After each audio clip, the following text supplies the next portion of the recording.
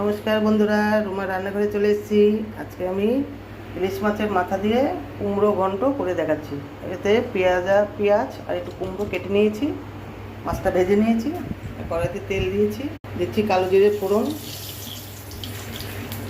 আর একটু শুকনো লঙ্কা। এবার কুমড়ো আর একটু পেঁয়াজ এটা কেটে নিয়েছি,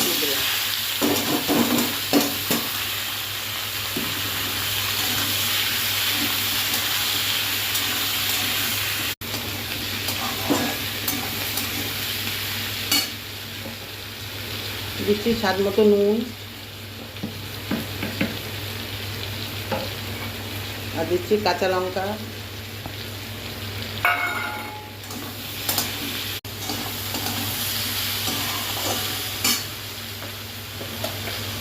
দিচ্ছি হলুদ গুঁড়ো আর দিচ্ছি স্বাদ মতো একটু চিনি।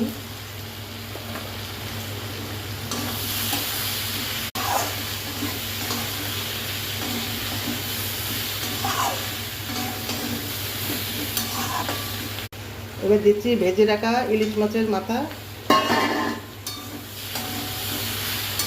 তাতে কোনো জল পড়বে না।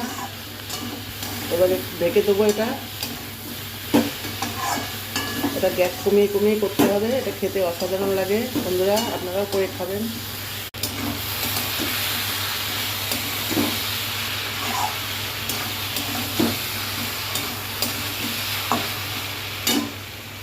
দিচ্ছি একটু ধনের গুঁড়ো,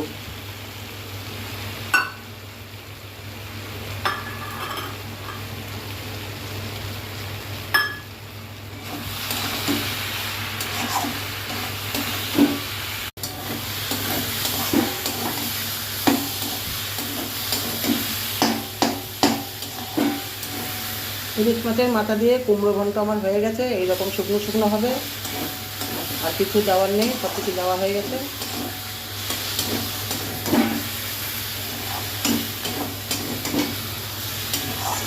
এটা খেতে অসাধারণ লাগে বন্ধুরা, আপনারাও করে খাবেন।